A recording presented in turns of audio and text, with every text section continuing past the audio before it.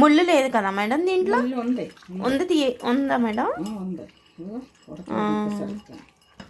తీసేస్తాం. ఇదిగో ఎన్ని ముళ్ళు ఉంటాయి, చిన్న ముళ్ళు ఉంటుందండి.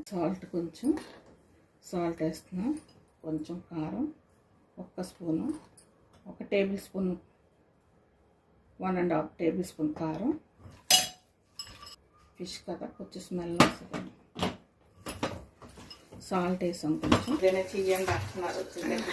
ఇదిగోండి మేము ఆనియన్ కట్ చేశానండి, 2 ఆనియన్ కట్ చేశాను అనమాట. ఎందుకంటే కొంచెం ముక్కే ఉంది కాబట్టి వేస్తున్నారు. కొంచెం ఆయిల్ సరిపోయింది. జీలకర్ర, కొంచెం కరివేపాకు వేసి చిన్నగా మనం ఆమ్లెట్ కట్ చేసుకున్నట్టు కట్ చేసుకోవాలి. ఆనియన్స్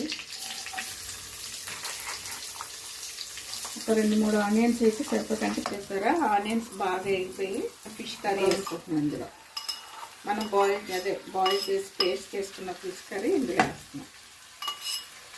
అదే నలిపేసి పెట్టారు కదండి, అందులో పేస్ట్ అన్నమాట.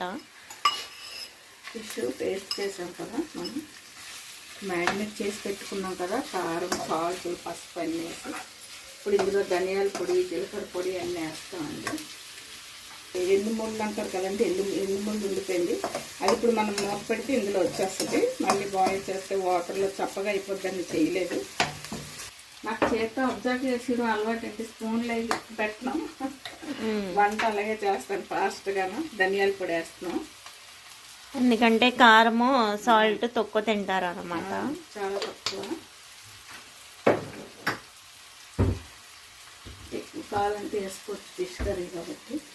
ఇవన్నీ అన్ని పౌడర్లు వేసాం మనం. జీలకర్ర పౌడరు అన్నీ వేసేసాము. ఇది కొంచెంసేపు మగ్గితే కర్రీ అయిపోయినట్టే.